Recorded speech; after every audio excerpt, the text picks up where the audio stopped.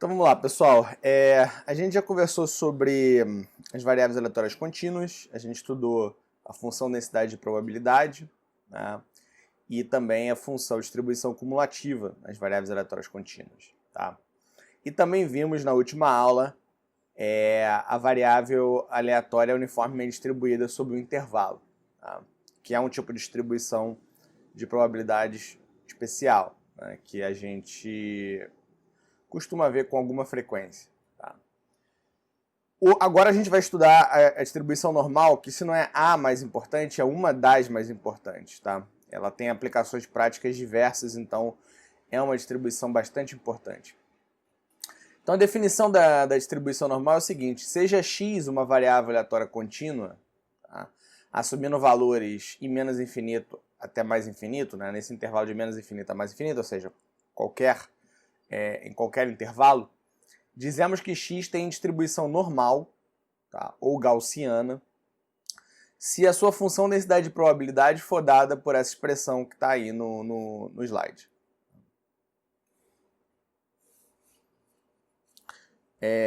Então, se a função densidade de probabilidade for esta que está aqui no slide, a variável aleatória ela vai ser uma variável aleatória normal, com distribuição normal. Né? Algumas características: os parâmetros μ e sigma devem satisfazer as condições. μ tem que estar entre menos infinito e infinito, e o sigma tem que ser maior que zero. Tá? O sigma tem que ser sempre positivo. Tá? Quando a gente vê aqui na expressão o ESP, né, significa E elevado ao que está aqui dentro. Então isso aqui é E elevado a essa expressão que está aqui dentro. Tá? Repara, a gente vai ver daqui a pouco que toda essa função zona aqui, a única parte que realmente é dependente de x é em x menos μ ao quadrado aqui, x menos μ sobre φ, né? Mas enfim, a gente pode colocar o x menos μ ao quadrado aqui separado. Tá? Então é a única parte dependente. A gente vai ver que isso tem uma característica na curva da função densidade de probabilidade. Tá? Normalmente, quando a variável aleatória tem esse tipo de função densidade, ela tem distribuição normal e a gente diz que a distribuição dela é n μ φ ao quadrado. Aliás, n μ sigma ao quadrado. Tá? Então, a função junto com os parâmetros μ e sigma definem a distribuição de probabilidade. Se a gente tiver μ's e sigmas diferentes para duas variáveis, essas duas variáveis vão ter distribuições normais diferentes. Tá? Então, o μ e o sigma são parâmetros importantes para a gente descrever o comportamento completo daquela variável aleatória no termo da sua distribuição de probabilidade. Tá? E aí, quando a variável tem esse tipo de distribuição, a gente diz que é n de μ sigma ao quadrado. Tá? Então, essa notação aqui ela é bastante corriqueira. Então, nesse curso, a gente não vai entrar em detalhes sobre a importância prática da distribuição normal, a gente não vai estudar a normal, as aplicações da normal a fundo, e provavelmente vocês vão ver isso em inferência estatística, tá? Numa outra disciplina. A gente apenas vai dizer aqui que a distribuição normal serve como uma excelente aproximação para uma grande classe de distribuições com importância prática. Então, uma grande classe de problemas você consegue aproximar pela distribuição normal e aí você usa a distribuição normal para modelar esses problemas na prática. Tá? A distribuição normal também tem propriedades matemáticas bastante desejáveis que vão permitir a gente derivar resultados teóricos importantes, né? E por isso a gente vai estudar ela. Tá? A primeira coisa a se dizer é que a função densidade de probabilidade da normal, que a gente viu, ela é uma função densidade de probabilidade legítima, o que significa que essa função ela é não negativa, ou seja, ela é sempre maior ou igual a zero, né? E que se eu integrar de menos infinito a mais infinito, eu vou obter o valor 1. Tá? Então isso pode ser demonstrado, mas aqui eu só estou estabelecendo. Se a gente fizer o gráfico da distribuição normal, né, da função fx, a gente vai ver que ela tem um formato que é bastante conhecido, que é o formato de sino. Tá? Então ela parece um sino. Tá? Repara que a concavidade dela muda. Aqui ela tem concavidade para cima, quando chega aqui em cima a concavidade é para baixo, quando chega aqui a concavidade é para cima novamente. Tá? Um detalhe importante é que quando a gente analisa o gráfico, você percebe nitidamente que o Mi ele está bem aqui no centro. Está bem aqui no centro. E o gráfico ele é simétrico em relação a Mi. Tá? Então, se a gente pegar dois pontos aqui, por exemplo, aqui x igual Mi menos 2, e aqui, vamos supor que fosse x igual a Mi mais 2, né? Esses dois pontos eles teriam o mesmo valor da função f de x. Tá? Isso fica claro porque, como eu disse anteriormente, a função f de x ela só depende de x no termo x menos mi ao quadrado. Tá? Então, se a gente faz, por exemplo, x igual a mi menos 2, né, ou x igual a mi mais 2, a gente vai ter essa situação. Para x igual a mi mais 2, o único ponto que depende de x é x menos mi ao quadrado, então fica mi mais 2 menos mi, tudo isso ao quadrado, isso aqui vai dar 4. Se a gente faz mi menos 2, x igual a mi menos 2, então fica mi menos 2 menos mi, tudo isso ao quadrado, que vai dar 4 novamente. Tá? Então, a função f de x ela é simétrica em relação a mi. Tá? O que está para um lado de mi e o que está para o outro lado de mi, se as distâncias forem iguais, vão ter o mesmo valor de f de x. Tá? A gente também pode definir uma interpretação geométrica para a variável, né, para o parâmetro sigma. Tá? Então, observe que para x igual a mi, o gráfico da função f tem concavidade para baixo. Se a gente pegar nesse ponto aqui, ó, x igual a mi, né, a concavidade da função f de x ela é para baixo. Tá? Quando a gente tende o x para infinito, que é vindo para cá, para o lado direito, ou para menos infinito, que é vindo para o lado esquerdo, né, a gente vai fazer com que a função f de x tenda para zero. Repara, para cá ela tende para zero e para cá ela tende para zero. Tá? Como a função f de x ela é sempre maior ou igual a zero para todo x, né, se eu tomar grandes valores de x, sejam eles positivos ou negativos, ou seja, se eu pegar um grande valor do módulo de x, né, o gráfico vai ter concavidade para cima. Então, para valores grandes, a gente vai estar aqui, por exemplo, ó, aqui, e a concavidade do gráfico é para cima. Se a gente pegar valores grandes para a direita, a concavidade do gráfico vai estar para cima aqui também. Tá? E aí, para a gente definir qual é o ponto de inflexão, ou seja, o ponto onde o gráfico muda de concavidade para baixo para concavidade para cima, né, ou vice-versa, para a gente obter isso, a gente tem que calcular a derivada segunda da função f de x, tá? E igualar isso a zero. Calculando a derivada segunda da função f de x, a gente vai perceber que essa derivada segunda ela dá zero para o ponto x igual a mi mais ou menos sigma. Tá? Isso significa dizer o seguinte, sigma unidades para a direita ou sigma unidades para a esquerda de mi, o gráfico de f muda de concavidade. Tá? Então ele vai sempre mudar de concavidade, sigma unidades para a esquerda de mi e sigma unidades para a direita de mi também. Consequentemente, se sigma for relativamente grande, o gráfico de f tende a ser achatado. Né? Então, se demorar muito para mudar a concavidade, essa curva que está aqui em cima, ela tende a ser mais para baixo. O gráfico tende a ser uma coisa mais desse tipo aqui. Ó. Enfim, meu desenho é tosco, mas é por aí. Tá? Já se o sigma for pequeno, né, ou seja, o ponto de inflexão for mais próximo de μ, o gráfico ele tende a ser mais...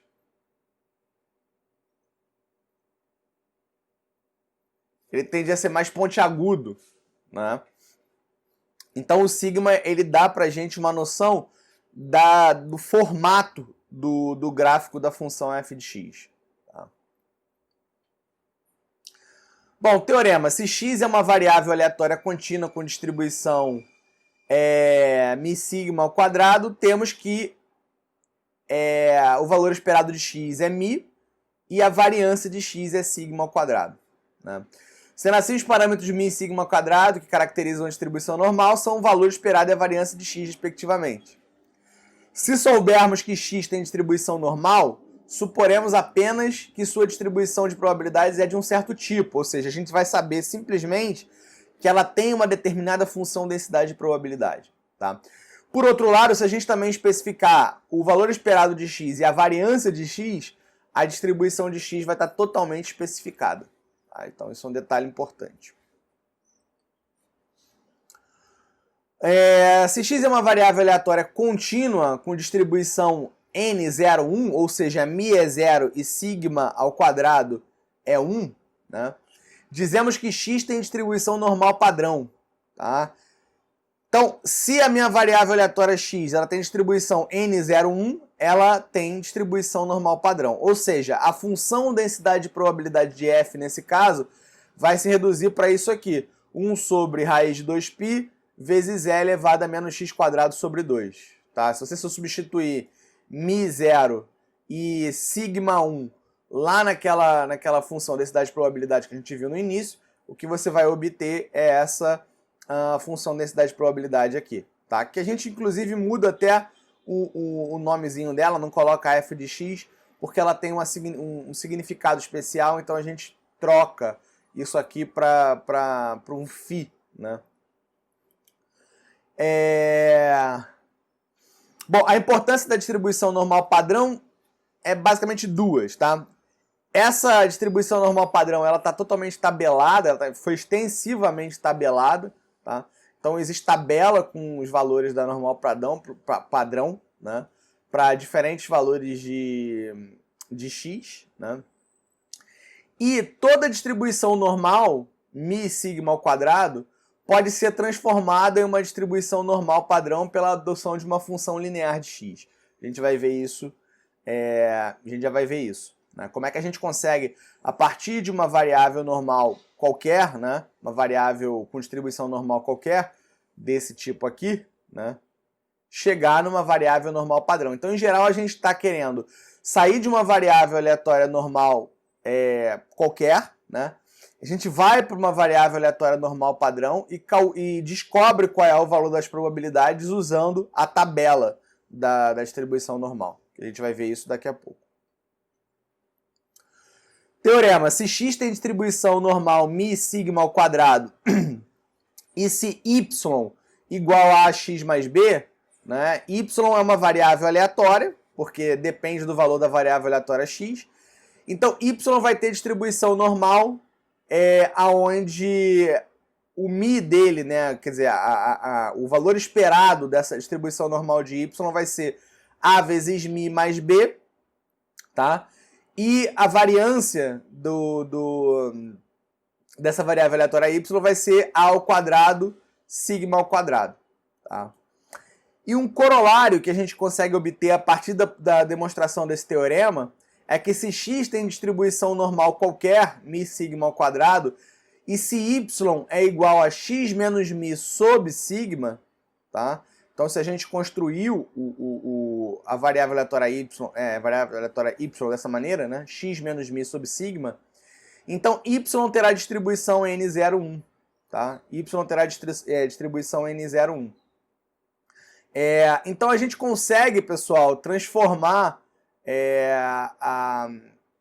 uma probabilidade que esteja em termos de x, né, numa probabilidade em termos de y, e aí, como a gente está trabalhando em termos de y, essa variável tem distribuição normal padrão, a gente consegue usar a tabela da distribuição normal padrão para resolver esses problemas. A gente já, como eu falei, a gente vai ver exemplos disso. Suponha que x tem a distribuição normal padrão, né, n01.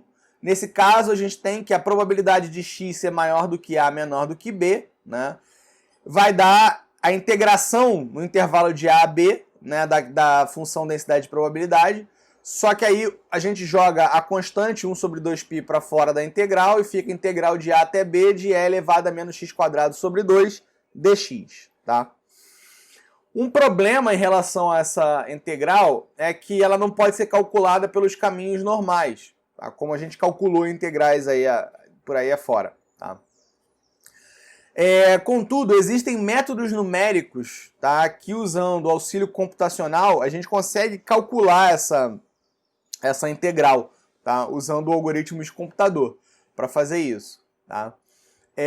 E aí o pessoal, na verdade, já fez isso, né? Calculou essa integral para vários valores diferentes de x e vários intervalos aí, né?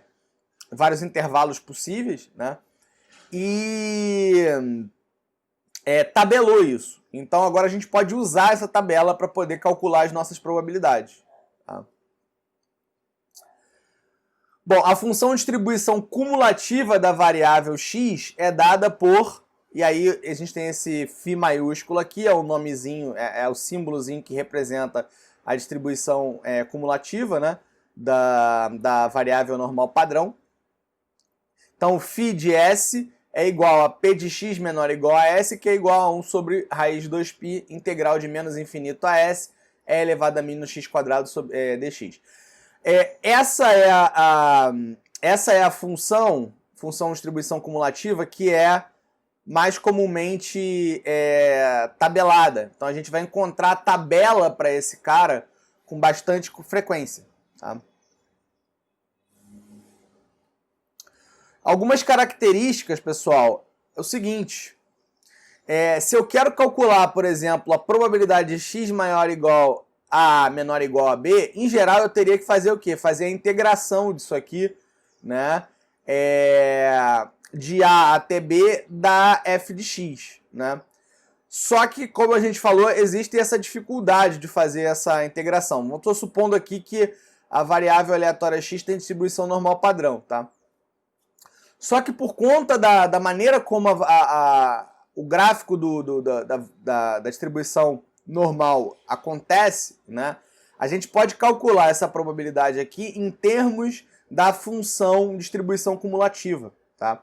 Então repara o seguinte, olha, eu quero calcular a probabilidade de x estar entre A e B. Vamos pegar aqui, ó, vamos supor que isso aqui seja A, vou escrever A aqui, ó.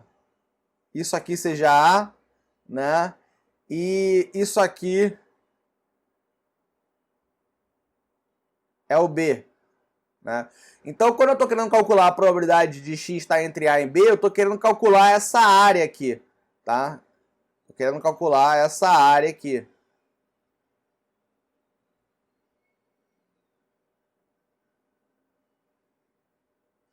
Tá? Agora, o que acontece?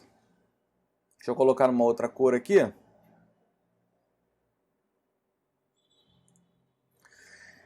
Se eu pegar, por exemplo, a função... essa função aqui, ó. Isso aqui é a mesma coisa que a probabilidade de x menor ou igual a b. Né? Aqui eu mudei aqui o detalhe. Deixa eu só mudar aqui um negócio. Eu troquei as bolas aqui.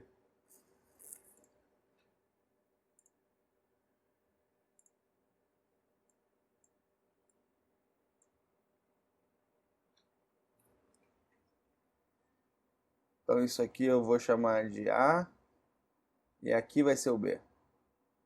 Tá? Então a probabilidade de x ser menor ou igual a B é isso aqui, tudo que eu vou colocar em azul. Ó. Então é isso aqui tudo. Ó. Repara, o que está em vermelho é a área que eu quero. tá?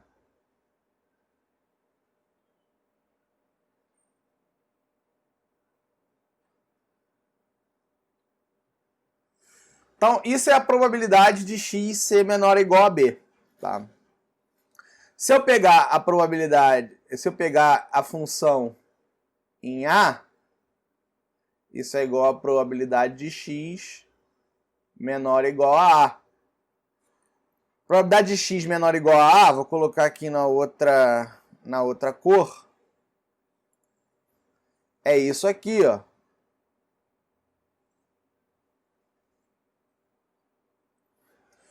Então, repara o seguinte, se eu faço a probabilidade, né, se eu calculo a probabilidade de x menor ou igual a b, que é tudo isso aqui, daqui até aqui o final, menos a probabilidade de x menor ou igual a a, que é daqui até aqui, o que vai restar para mim é de b até a, é a probabilidade de b até a, que é justamente a probabilidade de x maior ou igual a menor ou igual a b. Tá? Então, se eu quero calcular essa probabilidade aqui, eu posso calcular ela em termos da função distribuição cumulativa, fazendo com que a probabilidade de b menos a probabilidade de x menor ou igual a b menos a probabilidade de x menor ou igual a a. Tá? Então, a gente pode calcular dessa maneira aqui. Tá? Bom, pessoal, aqui uma outra propriedade, né, uma outra característica da distribuição normal. Tá? Se eu tenho o φ de menos x, isso é igual a 1 menos o φ de x. Tá? Então vamos analisar isso aqui. Repara o seguinte. Se eu traçar aqui o menos x e se eu traçar aqui o x,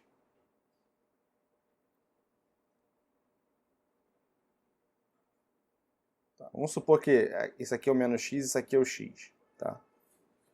Vocês vão perceber que a área que está do lado esquerdo do menos x é a mesma área que está do lado direito do x. Tá? Então isso aqui, ó, é a mesma área, tá? Por conta da simetria.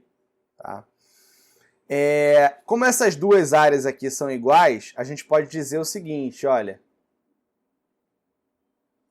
o φ de menos x ele é igual à probabilidade de x menor ou igual a menos x, tá? E isso aqui é igual a essa área daqui da direita. E essa área da direita é a probabilidade de x maior que x, tá? Agora, a probabilidade de x maior que x é a mesma coisa que 1 menos a probabilidade de x menor ou igual a x. Tá? E probabilidade de x menor ou igual a x é o próprio φ de x. Tá? Então, φ de menos x é igual a φ de 1 menos φ de x. Tá? Então, é essa característica que ele está definindo aqui. Tá? Basicamente, essa área aqui do lado esquerdo é igual a essa área aqui do lado direito. E a partir dessa informação, a gente consegue chegar nessa conclusão aqui que eu acabei de mostrar para vocês. Tá? Bom, aqui é um exemplo da tabulação da tabela da distribuição normal reduzida. Tá? Então ele mostra aqui no gráfico da normal que eu tenho um ponto z, e aí eu estou considerando que x menor ou igual a z, né? Então é o φ de z. Então a gente consegue obter o valor de φ de z para vários valores de x. Tá? Então a maneira de ler essa tabela aqui é o seguinte, você vai pegar o valor de x, né, que ele está aqui, né? E aqui são duas casas decimais, além do valor de x. Então, por exemplo, se o meu valor do meu x é menos 3, vamos botar assim, menos 2,89, então o valor da probabilidade seria esse aqui. porque é menos 2,8 e aqui é menos 0,09. Se eu fizer menos 2,8 mais menos 0,09 dá menos 2,89. E aí a probabilidade está estabelecida aqui. Tá? Então a maneira de fazer a leitura dessa tabela normal é essa. A gente vai ver alguns exemplos de como é que a gente usa essa tabela. Tá? Então, primeiro exemplo, ó. Seja x uma variável aleatória contínua com distribuição n 3, 4, né? Descubra o valor de c para que a relação P de x maior que c é igual a 2P de x menor ou igual a c. Tá? Então, P de x maior que c igual a 2P de x menor ou igual a c. Então, olha só. P de x maior que c é igual a 2 vezes P de x menor ou igual a c. Tá? Então, esse lado aqui, esse lado esquerdo, né? Eu posso dizer que P de x maior que c é igual a 1 menos P de x menor ou igual a c. Então, aquele lado esquerdo é 1 menos P de x menor ou igual a c. Que é igual a 2 vezes P de x menor ou igual a c. Tá? Então eu posso jogar esse cara aqui para o outro lado, né? E aí o resultado disso é que P de x menor ou igual a c é igual a 1/3. P de x menor ou igual a c é igual a 1/3. Só que repara, a gente ainda não pode utilizar a tabela normal reduzida, porque a variável aleatória x, ela tá associada, ela tem uma distribuição normal 3, 4, 3, 4. Então a gente ainda não pode ir lá na tabela normal reduzida. Tá? Repara que o valor esperado de x, ou μ, né, é igual a 3 e a variância de x, que é igual ao sigma ao quadrado, é igual a 4. E a partir disso aqui, a gente conclui que o sigma é igual a 2. Tá? Então vamos pegar essa probabilidade aqui, ó. Tá? Vamos pegar esse resultado ali no final. P de x menor ou igual a c igual a 1/3. Tá? Repara aqui, ó. A gente pode fazer o seguinte. A gente pode, tanto desse lado daqui que tem o x, quanto desse lado daqui que tem o c, subtrair o μ. Então eu posso subtrair o μ de x. X menos μ, só que o μ é 3. Né? E isso aqui ficaria menor ou igual c menos 3. Tá? Então subtrair dos dois lados. Tá? Deixa eu até mudar aqui o negócio. Como eu estou fazendo dos dois lados, isso não altera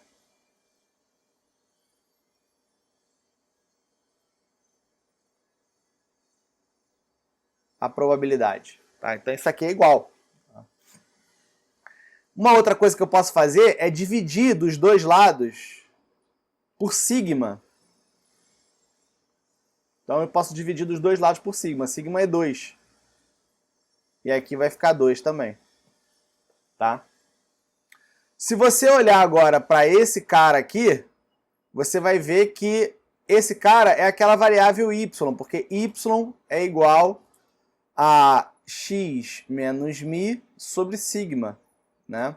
E se y é dessa forma, a gente diz que o y tem distribuição normal 0,1.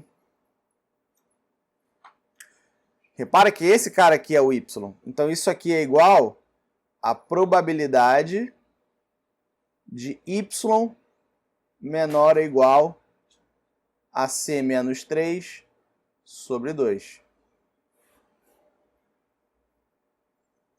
Tá? Então, como resultado, a gente tem aqui ó, que probabilidade de x menor ou igual a c é igual à probabilidade de y menor ou igual a c menos 3 sobre 2, que é igual a 1/3. Só que como agora eu tenho uma variável y que tem distribuição normal padrão, eu posso ir lá na tabela da distribuição normal padrão para tentar descobrir qual é o valor de x para qual a probabilidade é 1/3. Porque o y tem distribuição normal padrão. Então, se a gente voltar aqui o slide na tabela normal, né, deixa eu limpar aqui esse desenho que eu fiz, a gente tem que procurar a coluna que tem 1/3 ali. 1/3 é 0,33333, né?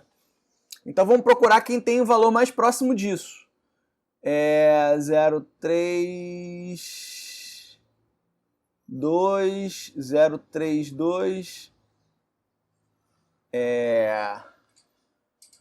Peraí, deixa eu ver um negócio aqui. Só para confirmar.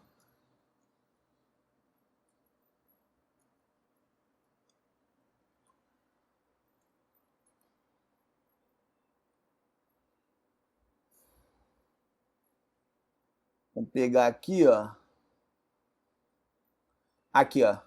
033333. Tá? Ali eu tava olhando 00, né? Isso aqui é tudo 00.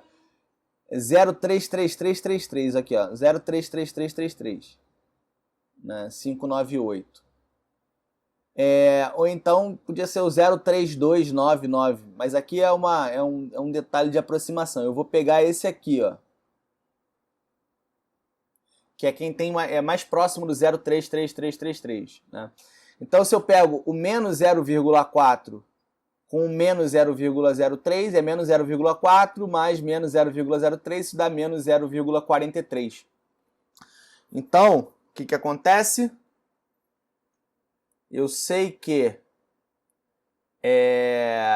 C menos 3 sobre 2... isso tem que ser igual a menos 0,43. Tá? Porque esse aqui é o valor do x, né? Que a gente encontrou na tabela. O z, na verdade, aqui ele está chamando de z. Né? Então é o valor do z que eu encontrei na tabela, que é justamente esse cara aqui. Né? Então 0,43. Se eu fizer as minhas contas aqui agora, isso vai me dar um valor de c igual a 2,14. C igual a 2,14, tá? E aí eu encontrei o valor de C para que essa relação aqui seja satisfeita, tá? Que era o que ele queria. Vamos ver mais um exemplo aqui. Aqui já está também descrito. Suponha que a carga de ruptura de um tecido de algodão representada por x, tem a distribuição normal, onde o valor esperado é 165 e a variância é 9. Além disso, admita que uma amostra desse tecido seja considerada defeituosa se x menor que 1,62. Qual é a probabilidade de que um tecido escolhido ao acaso seja defeituoso? Né? Então a gente já sabe o que? Né? Como o valor esperado de x é igual a μ, e isso aqui vai ser igual a 1,65, o enunciado já disse para a gente. A variância de x é igual a sigma ao quadrado, que o enunciado disse para a gente que é 9. Logo, a gente tem que o sigma é igual a 3. Então, a variável aleatória x, ela tem distribuição normal, 1,65, é 9. E ele está querendo que a gente calcule a probabilidade de ser defeituoso, logo a probabilidade de x ser menor ou igual. Lembra que menor ou menor ou igual dá no mesmo, no caso da variável contínua, né? A 162. Tá? Só que, como eu falei, a variável aleatória x ela tem uma distribuição normal 165 com μ 165 e sigma ao quadrado 9, então ela não é uma distribuição normal padrão. Então a gente vai transformar ela para ter uma distribuição normal padrão. Né? Como é que a gente faz isso? Isso vai ser igual a probabilidade. Subtrai μ e divide por sigma do lado de x e faz a mesma coisa do outro lado. Então x menos μ, que é 165, dividido por sigma, que é 3. Menor ou igual, aqui é a mesma coisa, 162 menos 165 dividido por sigma, que é 3. Então, isso aqui vai ser igual à probabilidade de y menor ou igual a menos 1. Onde y tem distribuição normal padrão. Tá? Agora o y tem distribuição normal padrão. Então agora a gente pode ver para o valor menos 1 na tabela. Então a gente pode ir lá na tabela para poder procurar para o valor menos 1. Né? Porque isso aqui é a mesma coisa. Menos 1. Né? Então eu posso ir lá na tabela e procurar. Vamos lá na tabela olhar. Menos 1. Cadê o menos 1? Ó, menos 1 é menos 1.0 e eu vou lá na última coluna, porque a última coluna é o 0.0, né? Como é menos 1, só ir lá na última coluna. 0,158,655, né? Então 0,158,6. Que a gente pode aproximar para 0,159, né? Então isso aqui vai ser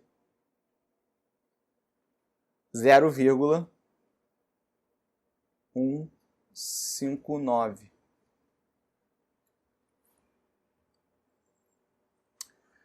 Beleza?